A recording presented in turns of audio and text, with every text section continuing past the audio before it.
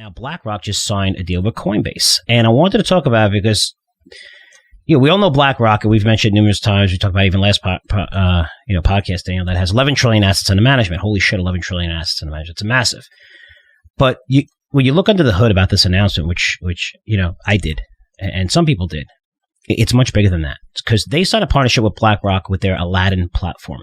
You're probably not familiar with it. I wasn't even that familiar with it. I heard of it. I didn't realize how big it was. This is the software platform that services over 240 clients. You'd say big deal, 240 clients. Well, those clients are Fannie Mae, the largest banks in the world, largest institutional fund managers that have a combined 22 trillion in assets under management within this system, who are now going to get access to crypto.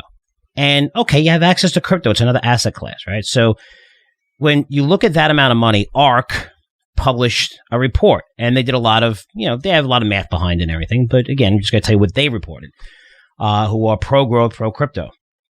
And they published a report showing that this news alone could push the price of Bitcoin to $200,000 to $500,000, right? Where is it? A little under 2019, whatever it is today. Based on an asset allocation between 2.5% and 6.5% of that money into crypto, right? And when you do the math, yeah, okay. But, 200,000, 500,000, let's get back to 50 first, right? Let's get back to 75. But even if we're conservative, 1% of this money goes into Bitcoin. That's $220 billion. Their market cap is now less than $400 billion.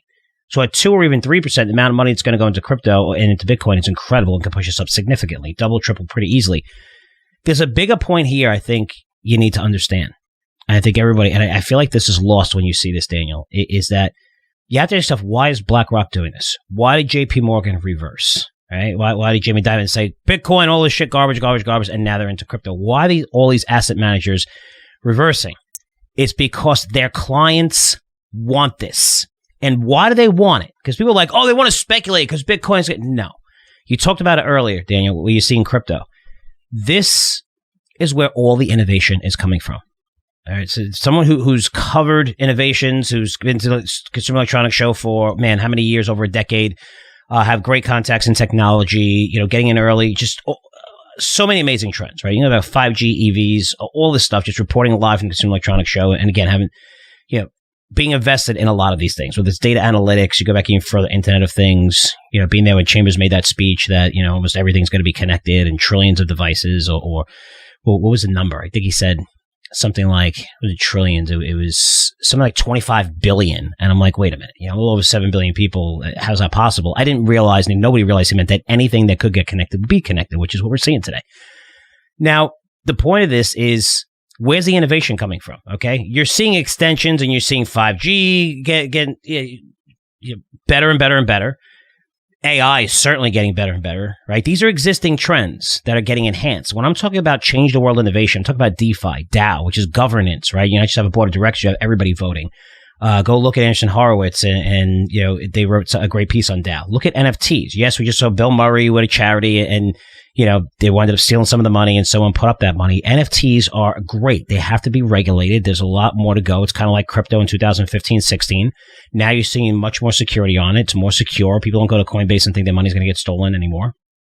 NFTs is the future. NFTs is ownership. It's a ledger, digital ownership of your own content that shows that you own it. You own it forever, right? And it's on the blockchain. Nobody could change that. That is amazing. Amazing. And that's why you're seeing money pour into this. Hundreds of billions pour into this. The metaverse, right? Again, ownership of your own digital content, which is what the entire younger generation, who is 40 years old, millennials now, and younger, that's what they want. That's what they want at the internet. That's what they want. Okay, they want access to their own content, knowing that they own their own content, knowing they could sell and make royalties off of it, which you don't have right now. And a good example is I had a little rant on YouTube. YouTube, whatever. People think I'm a conservative. I'm not a conservative. I believe in capitalism. I believe in capitalism. I believe in lots of things. I do believe in climate change, where not to stupid extremes like it's whatever. But just by being a little bit, maybe, bent and whatever, our stuff doesn't get sent on YouTube. We've been doing YouTube. We have a great channel and it doesn't really get sent. And we know it's not even out in the algorithms or anything, right? And that's on purpose. When a lot of people could be seeing our stuff and we could be helping a lot of people in terms of investments and stuff. So, you want something that's not biased, something that you own, and that's why their clients and everyone wants this. This is where the growth is coming. Think about the internet and the things that you could invest in. Now, if you look at the money coming into crypto, I always say this with Bitcoin. I don't know where Bitcoin's going. I don't even know if Bitcoin will be the crypto. Maybe it's something else. Maybe Ethereum after this, proof of work to, just the whole translate where you don't have to pay gas fees anymore. And that's supposed to happen within, right now into the next week. And it's supposed to happen for like 2.5 years, which is a very big deal because it's very costly, right? In terms of gas fees to use transactions. And that's what everyone builds their smart contracts on. But maybe it's a different cryptocurrency. What I do know is that trillions are going to flow into this industry.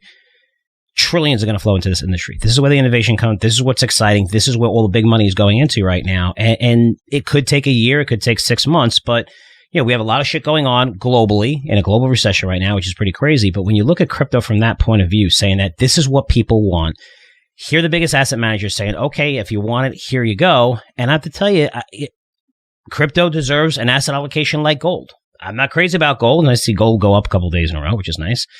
I think the dollar's coming down, but it should have an allocation, just like uranium has it, just like your technology, speculative investments, or whatever. It should have. I think people are going to have at least a 3 to 5% allocation, not just in Bitcoin, but in different crypto investments, and you could throw fintech in there as well that are related to crypto, and that's what they're opening up to, like this asset class. And we never had that. You never had that in crypto before, right? This is all retail, and retail got leverage out the ass, and you had a couple of hedge funds and stuff like that. That's stupid shit because, everyone was asleep at the wheel in terms of governance, and we're hoping the SEC finally comes out with fucking rules on this crap. All you have to do, just come on. I mean, give me a break. How long does this take? Just come out with rules. Everybody wants them. We want them. We want the regulation. Okay, we want the regulation. This way you're going to see money absolutely surge and pour. You're seeing it right now. But that's the big news out of crypto that you need to focus on if you're into long term. You're not going to see a better growth market than this out of any single market out there right now. There's no sector and it's going to grow faster than this over the next 5 to 10 years. You're going to see a massive explosion. It's going to be difficult. We're seeing it now with the markets. It's a speculative asset. Speculative assets are getting crushed because the Fed's raising rates like idiots. Even though you're seeing so many sectors get destroyed. But that's where we are with crypto. And people just, you own crypto. You're saying the market could come down. Just start picking away. And this money is going to flow in. It's going to flow into it. And when it does, you're going to see this market is not a big market right now. It's a small market within crypto. There's 2 companies that basically dominate the whole thing. Maybe 10 would account for probably 75, 80% of the whole entire market cap. This is an area where the big money is coming in, and it's going to come in fast. And I think you're going to see that over the next 3 to 6 months, and you're going to see Bitcoin rise tremendously.